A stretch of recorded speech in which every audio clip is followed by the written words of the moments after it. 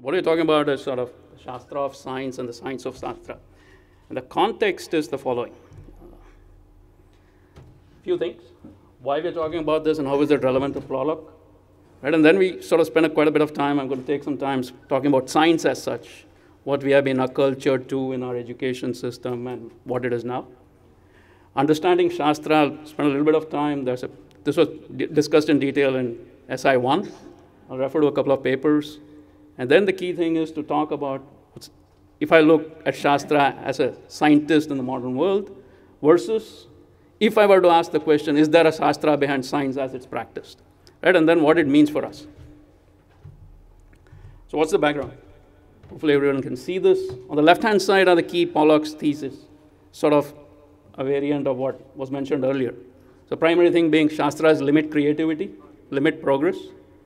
Shastras do not permit empiricism in everyday practice. Right? And then Shastras discourage individual agency. So each individual cannot add to Shastra. He's already limited, right? By definition, because Shastra are sort of static. Right? And the key thing is there's been in SI 1 and in the book by Rajiv Ji, the key question when you ask, why has it been done this way? So, right, as a sort of a layman, when I first read the book, the questions in my mind were, what is the motivation behind these claims? Are they really supported by facts? How are the facts being gathered? Right? Is the author even qualified to interpret these facts? Is even the method of interpretation valid? Whatever he picks from Indian literature, Indian Shastras, and put a context to it. And sort of fundamentally, the thought process is, putting everything else aside, his motivation, primarily it's a sense of arrogance. Right? It's hubris. Why you make this statement? Because right now I feel I'm on top of the world. Right? And the other thing is, the bigger question after being in the Western academic system, I ask myself, how come a social scientist has this much of impact? And the thing goes like this. The primary success of Western science, natural sciences, physics is the queen of the sciences, supported by mathematics, then biology, chemistry. Right? And then it sort of drops down. Right? Then come economics, and then everyone else. Right now. And then the second thing is the machinery that sustains that knowledge. The people, the systems, the academic journals, what we call the ivory tower. Right? They control the knowledge creation process. As long as you affiliate with that system, everything is true. Because you have to, that's why we are here. All of us are here fighting this machinery to establish a context for what we are. Right? So you can publish anything, like the question, what is the motivation? Even talking about God doesn't make sense to be very honest. Right? And then publish and disseminate with impunity. Right? And then our folks read it, and then it comes back to us, and the question we're asking, why am I hearing this? Right? So the thought process is, hey, where is this coming from? So the key themes, right? Shastra as static, limiting, as compared to Western science. Is this even a fair hypothesis? Lack of empiricism in Shastra-centric approach. Is current science math even empirical? Nothing new can come from Shastras. What is the Western sense of new? New from what? Right? Is it even relevant? What is the new stuff that's come from Western science? Right? Today morning we heard about the use of mercury for Vimana Shastra. Right now when I go talk to my peers, they will say, show me the proof. Right? I don't have the proof. Right? I have to trust on the faith of the word of our previous rishis and so on. Right? We'll find it. Right? We lost 1,000 years of our history, we'll find it. Shastra is stifling individual agency. Nothing is further from the truth. Right? Each day, each of us is permitted to explore, but we go to a system that was defined by them, so we don't explore. Right? So the points to ponder, understanding Western science. What's its roots, its genealogy? Right? Who are the gatekeepers of that knowledge? Right now we talk about academia and universities, but in 200 years ago, 300 years ago, it was the church. Right? The tools, methods of science, right? The role of theory versus empirism, and the philosophy of science. See, when we do Shastra and I practice Shastra, I already trust it. They had to have a separate system of people called the philosophers of science who would ask the question, is the science I'm doing even moral? Which itself is another set of, creates jobs for a whole set of people. Right? And then understand, right? That's the first part. Second part is understanding Shastra. This has been talked about, I'll talk about very little about it. Then the science of Shastra. The key takeaway for me is, Shastra is a much, much bigger concept. We are spending time trying to embed that into some Western notion of science. It's a far, far bigger. Science has no place for God. It's a completely rational concept. Right? So God is dealt with by the school of divinity. The school of divinity is a concept because you have to fit into the academic machinery. It's not something separate where our mathas and stuff. It has to go back to the academic system because you can bless it. So it's all very, very coordinated, which when you step back and ask the question why it's been set up this way, you really feel that, hey, I've gotten into some big mess.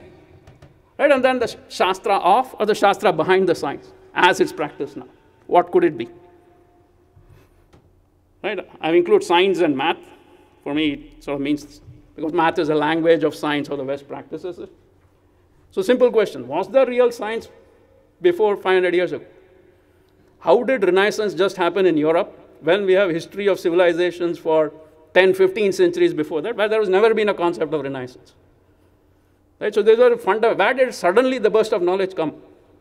That people, populations have been large, technology has been around. Even the Egyptians never claimed Renaissance. Right? So where is the proof? Right? We have been taught, we wrote our history exams on this, but that's a question to ask. Then when you dig deeper, the bigger question is, everything is attributed to the Greeks. I have no way of checking.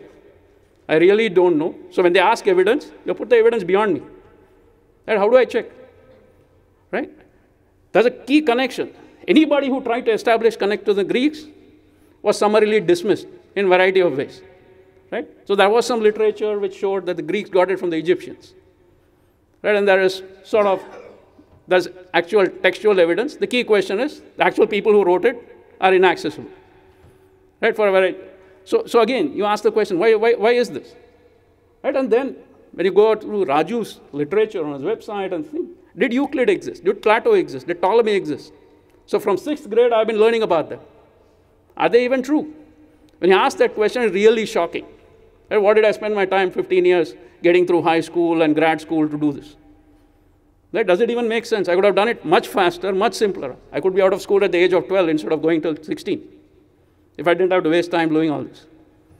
Right? And then the key question, right? When you actually ask the math and you attribute, they didn't have the mathematical system to do astronomy. They didn't have the mathematical system to do things like Jyotisha. Right? So where are we assuming? When I say Herodotus or somebody computed the circumference of the earth and things like that. Right? There is no actual evidence. Let's go some time in the future, rolling time, the clock ahead. Right? When you come to modern day maths, and let's accept Renaissance happened or something happened, math, arithmetic, algebra from Arabs to Europe, who got it from India? And possibly a bit from the Chinese. Right? And then when you dig deeper, Raju actually shows Copernicus. Did he really propose something new with his sun at the center of the solar system kind of story? Right? It was actually mentioned in our literature.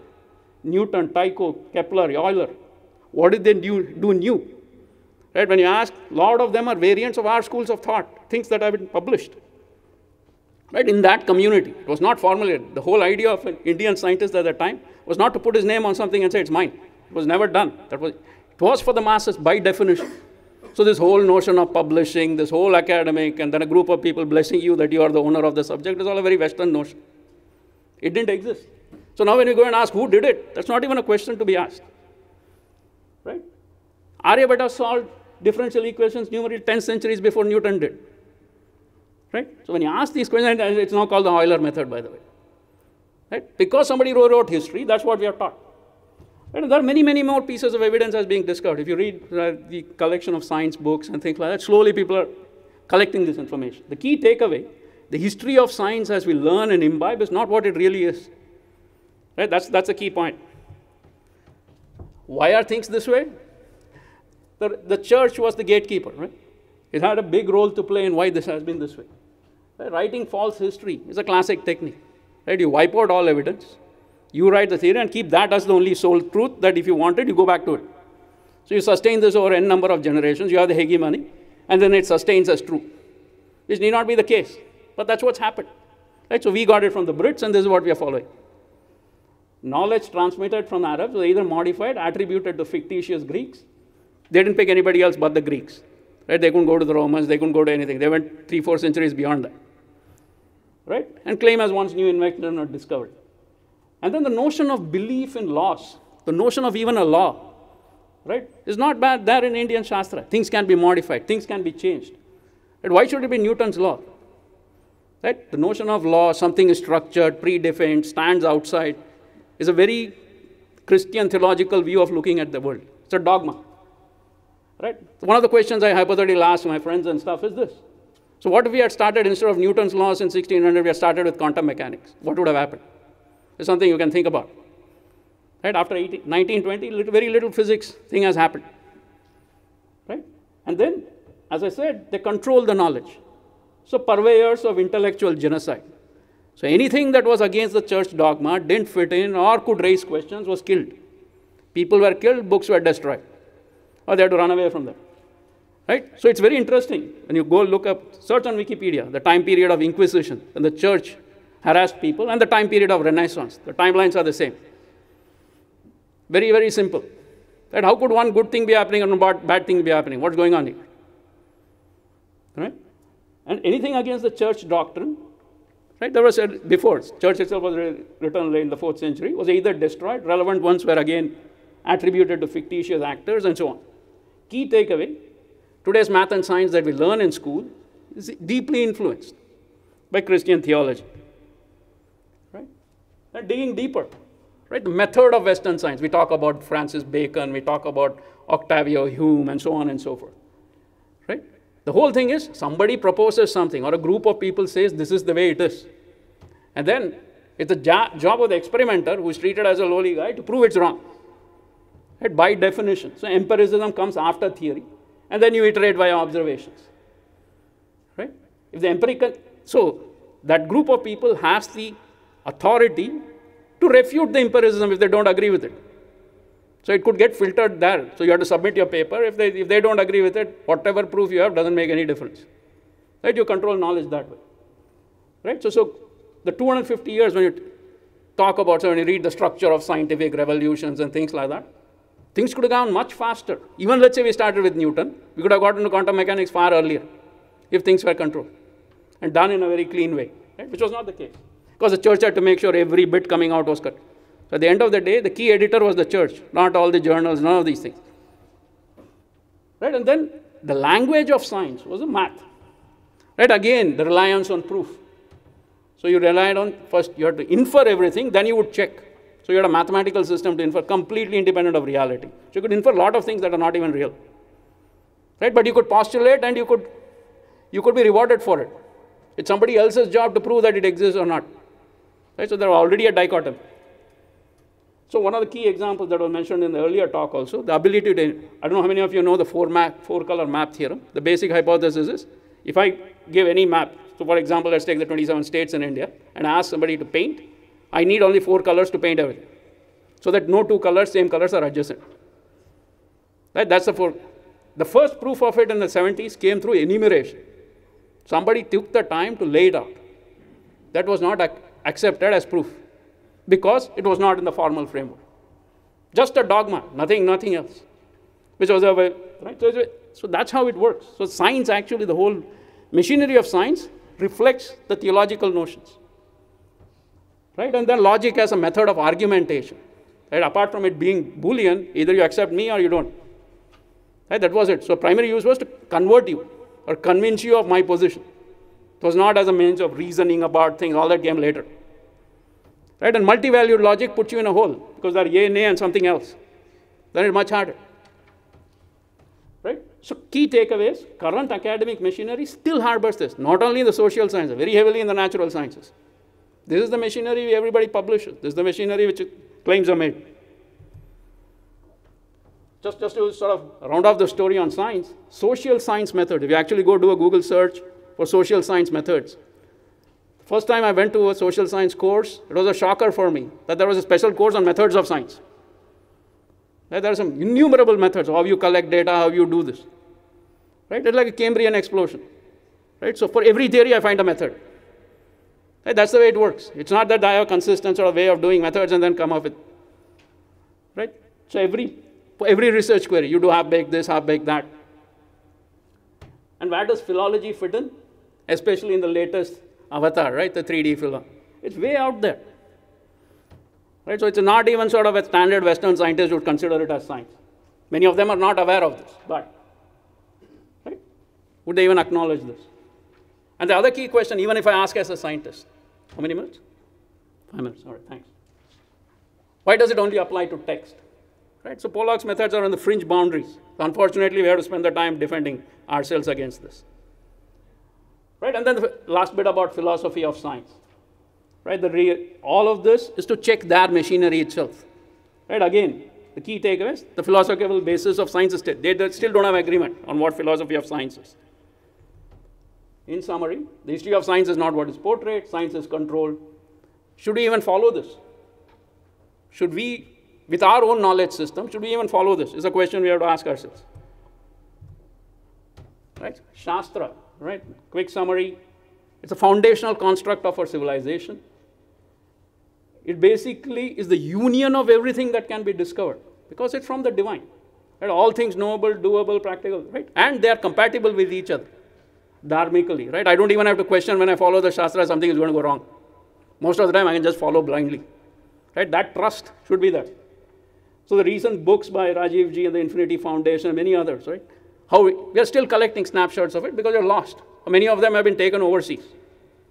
Right? But the key point is Shastra evolves continuously as practitioners evolve, and they choose to adapt and modify within that framework. As long as you follow the Shastra and modify, it will be consistent.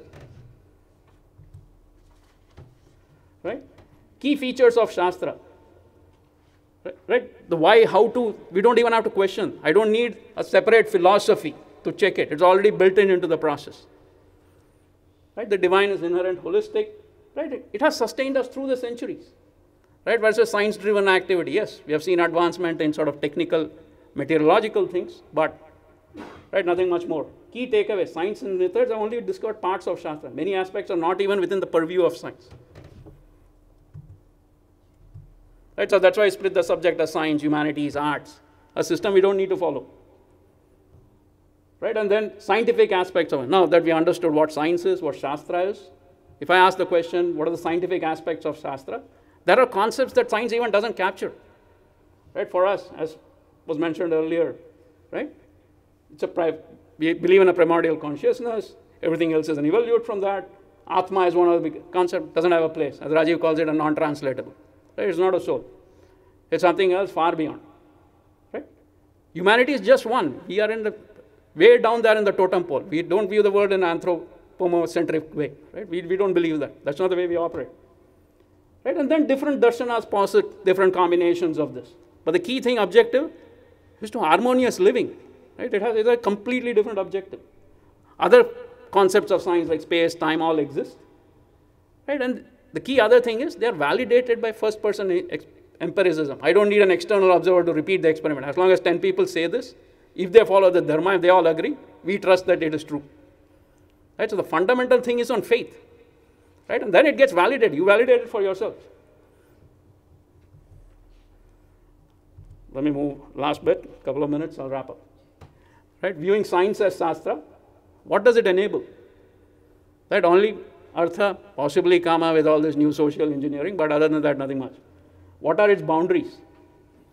Right? Science doesn't know. There are so many things that science cannot answer. Right? Finally, when I look at it as a practitioner or potential who was trained to it in the past 40 years, and now when I go and look at the step back, it's been a total disaster. Right? The key takeaway, science is a very small subset of Shastra. So that itself gives Pollock the sort of the energy to come and say, this is this is that, right? So revisiting the thesis. Shastra says, no. Lack of empiricism, no. Nothing new that is also no. And Shastra says, nothing could be further from the truth. Each Shastra was practiced by families. Every family in different contexts would do different things. We don't even know the history. And the past 40 years, our knowledge of our history is through Amar Chitragatha, to be very honest. Right? Other than that, very little people know. Unfortunately. Right? So how do we correct this? So what are the next steps? Actually taking the time, sitting down and actually defining. Going back to our Shastra structures, the Vidya Sthanas, and then learning and sort of laying it out in the formal structure. Right? Collect living examples of Shastra. I'm quite sure in our vast country there are so many people who are still practicing and it's evolving. Right? Delineating the boundaries of Western science. There's no single place where nobody has asked the question, what cannot Western science answer? Everywhere we see the scientific method. I want to do social science, I see the scientific method. I want to talk about the mind, I see the scientific method. Is that a fair question? So when you talk about embodied consciousness and stuff, we don't know. And then what methods can Shastra offer for science, right, if you want to do influence it positively.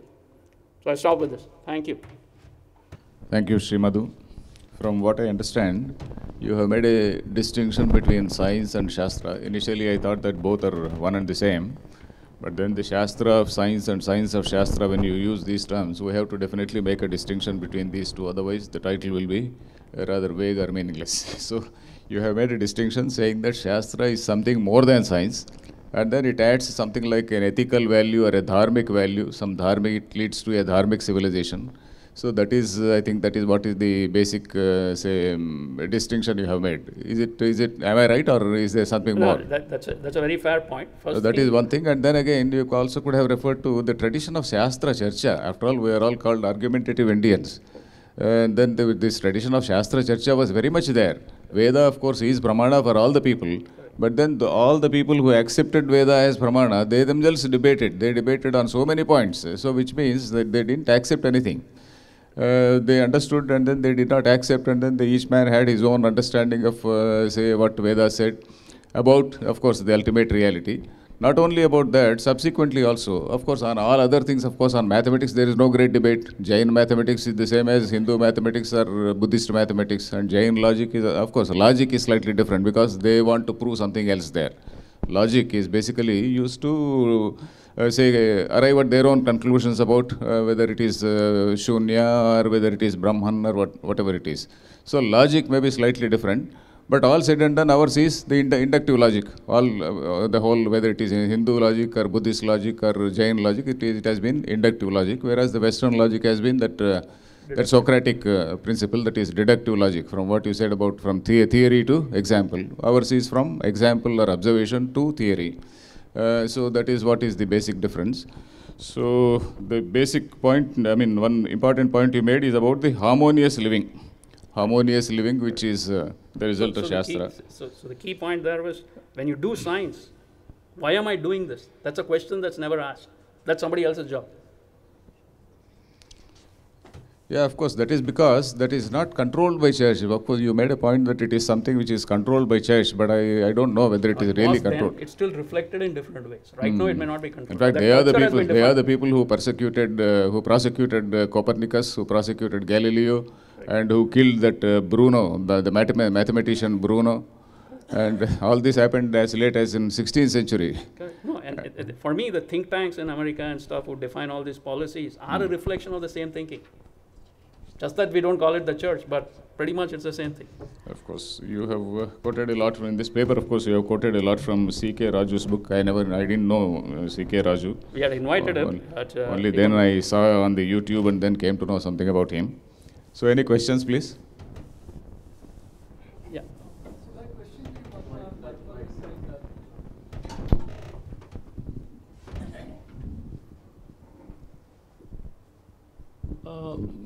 Hi Madhu, I'm Darpan Majumdar this side. My question to you is one thing which in your study, in the Shastrarth is a perspective of where my truth versus your truth in a small t.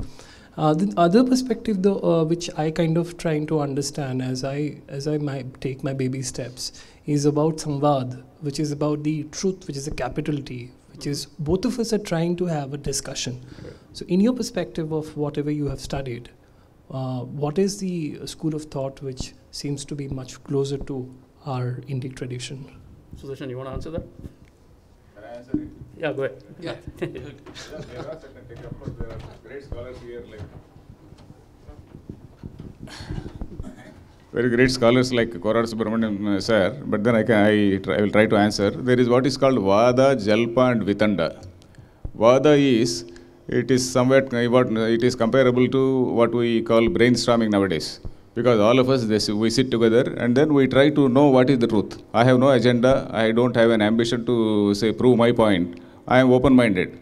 And then we are all striving to know truth. So that is the reason why in Bhagavad Gita, Vada Pravadatamaham, Krishna says, Vada is a manifestation of the divine. So that is what we say. And then in opposition to that, there is Jalpa. Jalpa is, I have an ambition, I have a theory, and then I want to establish my theory, and by hook and crook I want to refute your theory. So that is Jalpa. And Vitanda is much worse. I don't have any theory, but I have the simple agenda to destroy you. So that is that Vitanda, that is the lowest level. So this is Vada, Jalpa and Vitanda. So the Indian tradition, it gave a lot of premium to Vada. And wherever all our Swamijis and all our ancestors, whether it is the Shankaracharya tradition, Ramanuja tradition or Madhva tradition, all these people, they debated. But then they debated according to certain rules. And then this Vada was, the principle of Vada was very, very prominent there. You want to add something? No, I'm good.